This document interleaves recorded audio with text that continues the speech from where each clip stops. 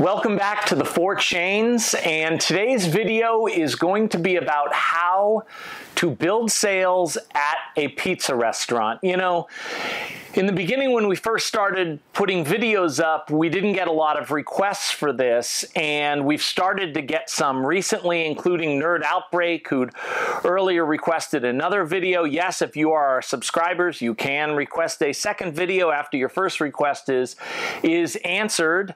But I think what's going on is that we're getting over COVID and the hiring situation is better, and it's time to get back to building sales. I think a lot of restaurants, they haven't really put a sales building effort since COVID, and now we need to get back to it.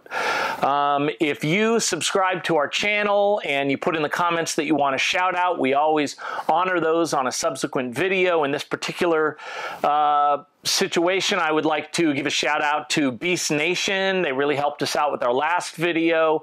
And Craft Beer Central, I believe that's it. I'm sorry if I got that a little bit wrong. Thank you very much for your comment. And there is your shout out. I also want to clarify that today's video is specifically about raising sales in a time when profits are very difficult to come by. So these are techniques that either cost you no money, or the amount of money they cost you is a fraction of the return on investment that you would get. Now, you know, in one sense, sales are such a huge factor in the success of any restaurant, particularly a pizza restaurant. I think a legitimate question would be why we did not do this video first. And the reason why is because anybody that's been around the restaurant industry for a long time has seen these short-time heroes, I call them. People that show up, get hired by a company, they get in charge of a store or a region, and immediately sales start increasing, and everybody thinks that they're the second coming, and then it starts to tail off. Maybe they have a good run for 3 months, maybe even 6 months, but then you start to see it tail off. And the reason is that the truth is that getting customers initially is easy. There are people who have never worked in a pizza restaurant, that have never been fortunate enough to get some of the awards that I've been lucky enough to get, that could make a video like that. But the real barometer for success, the real way that operators, managers, supervisors, and above should be judged is long-term sales growth, making decisions and putting your effort towards things that will build sales and continue to build sales. And that's what this video is about. So I would also like to point out that the reason why we did not do this video earlier is because of that reason. We made videos about making a perfect pizza. Please check that out. If you're a pizza restaurant and your pizzas are not perfect, you're going to put all this effort and spend money on building sales, but those sales are not going to come back. Those people are not going to come back. That's the same reason why we did a video on topping pizzas perfectly, a video on the secrets of making great sides. We even did a video on why Domino's Pizza won the Pizza Wars. If you question that Domino's Pizza won the Pizza Wars, I mean, think about the fact that if you had money to invest in a stock and you were only allowed to invest in one stock 11 years ago, that stock would be Domino's Pizza. But what's more interesting is if you expanded that list to 20 companies that you could invest in, the only restaurant company that would be on that list would be Domino's Pizza.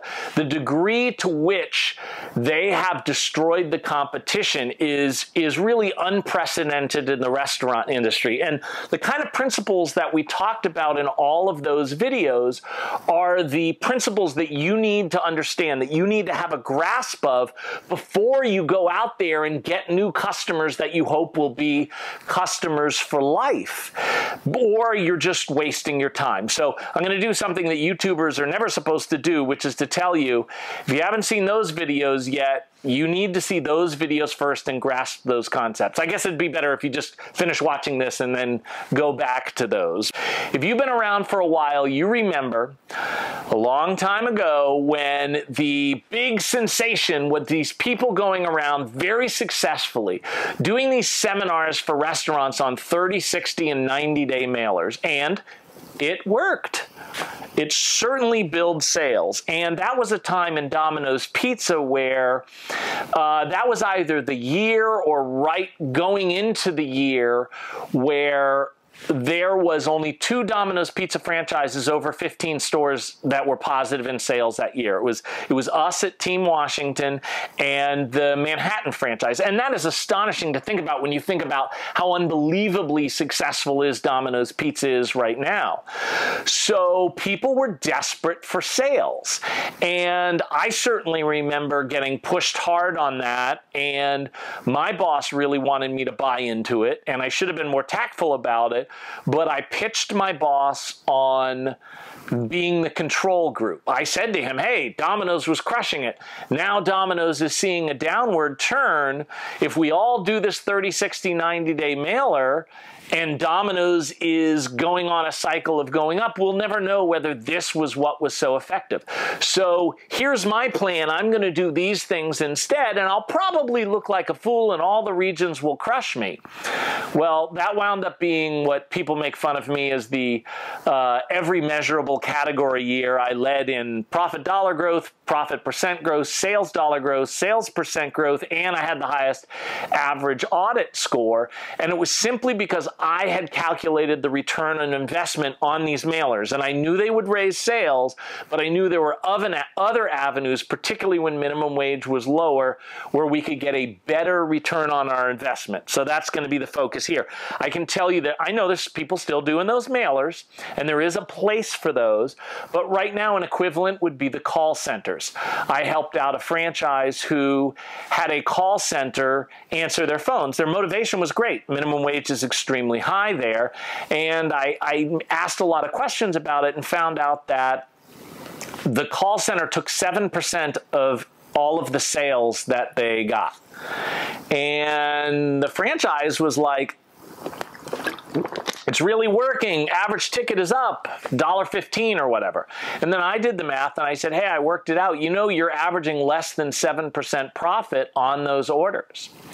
And the franchisee checked it out, and sure enough, they were averaging less than 7%. I think they use call center less now. They use a different call center, but it's just something you have to be confident on. Your return on investment anytime, particularly these days with food and labor the way it is, you make a sales building move. Okay, let's talk about a free one right off the bat. Emergency customer complaint response. Now, of course, every customer complaint every restaurant gets customer complaints.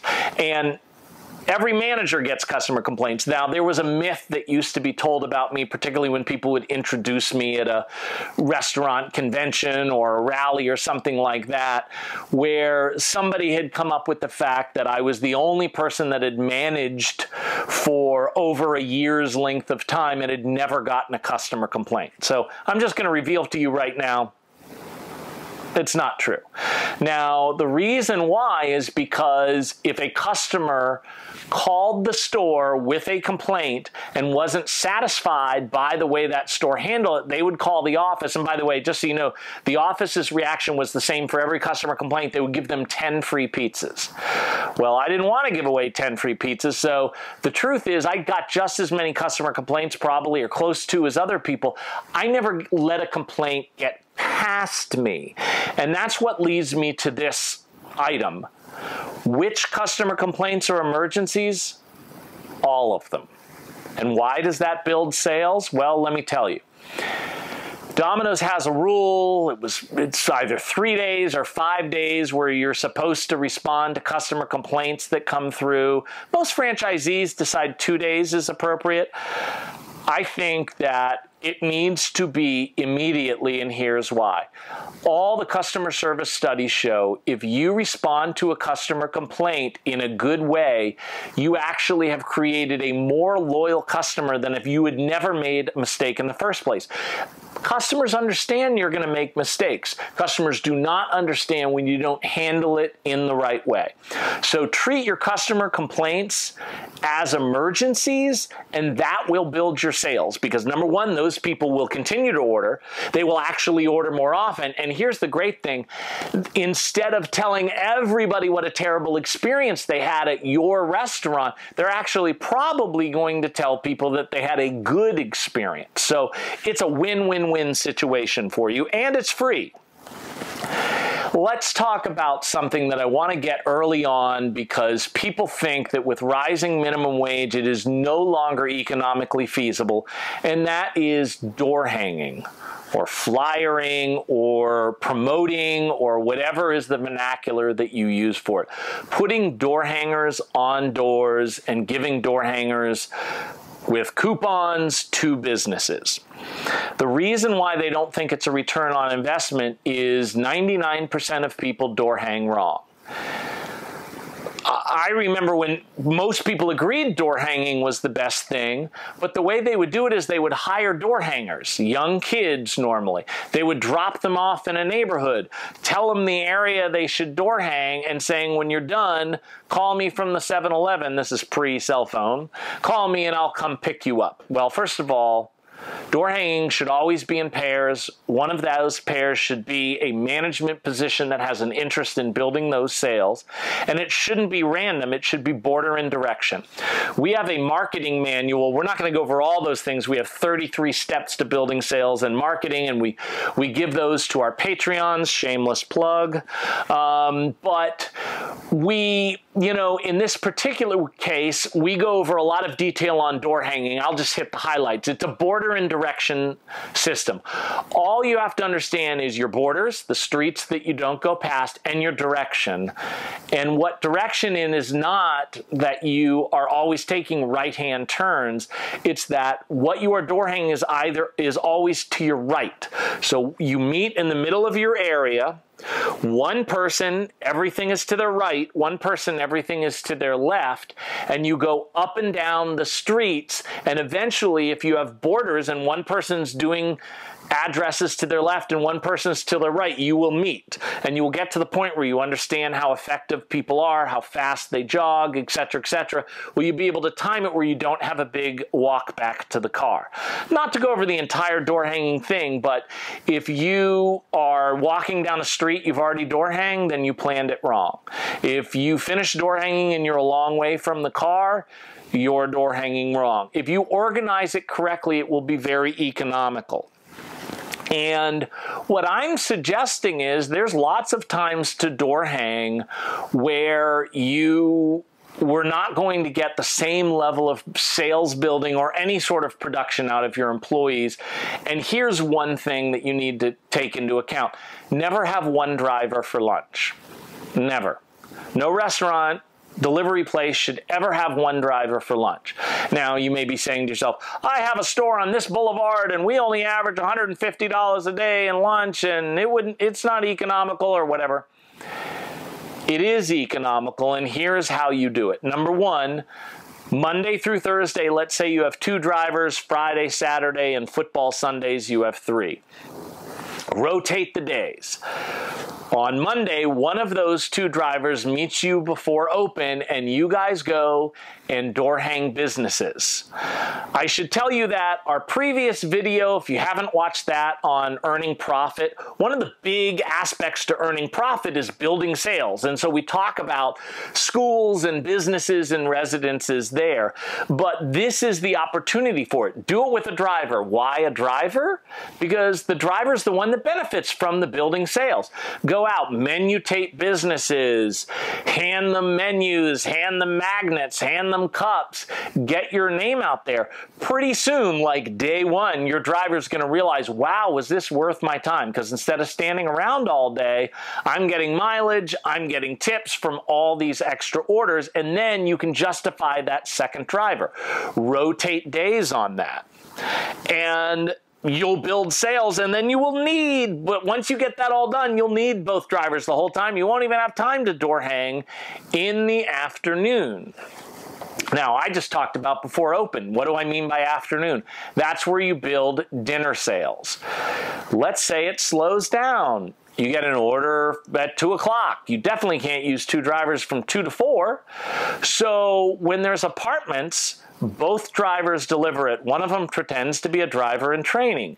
You deliver the order to the customer, and then you take the elevator to the top floor, okay? You leave the hot bag or whatever you're containing your food in the hallway where the stairs are. You start in the middle. You go down the stairs, go to the end of the hallway, putting them underneath the door so maintenance doesn't get mad and so competition can't steal your door hangers. Slide them under the door. If they don't slide, then you can put them on the handle. Go down the stairs, come down the next floor. Same thing. Wash, rinse, repeat. When you get to the first floor, one driver does the entire thing themselves and the other driver goes back up to get the hot bag or whatever it is that you carry your order. If you're not doing that, you could, even if you don't have an order, let's say there's no orders, well, then both of you go to an apartment complex that's not locked and door hang that until the manager gets those orders and come on back, guys, we have orders for you. Great job, okay? Here's another way to use drivers for door hanging. It can get them extra money and it gets you extra sales. Every driver should have door hangers with coupons on them. They should put the number that they clock in with, 4, 5, 8, 9, whatever, on all of the coupons. Let's say they go to an apartment building that has 8 apartments and it's a security one. You can't get in there and manually door hang. They deliver their order and then they put flyers on the rest of the 7, and if they're smart, they give a coupon for a bounce back order on the customer that they just did, right? Any driver who gets a coupon brings it back to the store. If it's got a driver's number on it, that driver gets an extra $1 when they check out. Make a big deal out. Tell all the rest, nice job, Joey got $3 extra today because of the door hanging that he did. I can tell you that if you've seen my other videos, you know, like when I was determined to be manager of the year, I knew I wasn't the best manager. I wasn't one of the 5 best managers, but I figured I could create a team that would be the best team. And the key to that was, it wasn't just me winning manager of the year, it was us winning store of the year. If you involve your drivers, if you involve everybody in your success, then it's going to be a great atmosphere, you're going to have low turnover, and you're going to have tons of success. Here's where you involve your insiders. Number 1, you should always have upsell contests. Anytime you get a new product, you need to have a contest where you give prizes to the people that upsell the most to that new product. You should pick a situation. Everybody who calls in a pizza restaurant has ordered pizzas. Pick a side dish or a dessert, a specific one for everybody to concentrating on upselling. The person who upsells the highest percentage of those on their calls gets the prize. You can have first, second, third, depending on how big your store is. And you can also have average ticket prizes. Involve them in the success. Make a big deal when you give them their prizes. Now, understanding the difference between food cost and profit is something you would assume every owner understood and was keenly aware of. You would think most supervisors, because to get to supervisor, they must have been a very good manager, theoretically. Most supervisors would understand that principle, and you would think the best of your managers would understand it. I have found the percentage of people that understand this concept is shockingly low. Here was my first experience of it, but I could tell you since then another dozen stories that are very similar to that. When you win an award in Domino's Pizza, one of the things that they ask you to do, and of course you're happy to do it because you want to win subsequent awards later on, is you go to different franchises and you do seminars and give speeches and tour with them and stuff like that. I went to a manager who had seen my speech in Las Vegas. He had been to my breakout seminar and was very proud to show me that he really focused on upselling. And he had these cards on the side of every point of sale computer. And it had listed all of the coupons that the marketing team was putting out there. And it ranked them 1 through 11 in terms of the food cost percentage. Number 1 was the lowest food cost percentage, number 11 the worst. And in fact, he had crossed out number 11 and number 10 and forbid his employees from upselling those particular things. What he taught them that I liked was when people would ask for the specials, they would say, hey, how many people are you trying to feed? And then they would pick out the lowest food cost special that would be appropriate for the amount of people that were eating. So I like that. But then I said, let's do a little exercise. We went into the office and we figured out the profit margin on each one of those. How much money he made on each special, not the middle margin, the profit dollar, not just the cost of the order minus the food cost. Every cost that's involved in that. And then we ranked them, and you know what? The number 1 special, which was a median 2-topping pizza and 2 sodas, which was the lowest food cost, was also the lowest profit dollar. You cannot take percent to the bank. You cannot take food costs to the bank. In fact, let's just bottom line it. The only thing you can put in the bank is money. Profit dollar. And so he had to completely change the order in which he wanted people to upsell, because he was a great manager with a great attitude. He just didn't understand the concept of profit dollar being more important than food cost. Dictate what specials your employees upsell. At Domino's, we talked about in the last video on profit, where a large pepperoni pizza at regular price, we profit 72 cents. Most people think we're profiting $4 or $5. It's 72 cents. We're not making any money if people are getting 2 medium 2 toppings for $5.99 each, or a large 3-topping carryout for $7.99. We make nothing on that. Okay? Domino's job is to get the phone to ring with those specials. Our job is to upsell. But once you have the employee on the customer on the phone or in the store, they're going to order. Why would you downsell them the special that you don't make any money on? Now, you may say to yourself, well, I don't want to tell them about a different special that's worse, and then later on that night they see a TV commercial and they get angry. Okay, if that happens in your area, the solution is to take one of those specials and add on, take the large for $7.99 and add on a bread twist and a 2-liter of soda and make that the special. That way you're not charging them anymore for the pizza, you're just adding on a delicious side and an icy cold 2-liter of soda. That's the solution to that.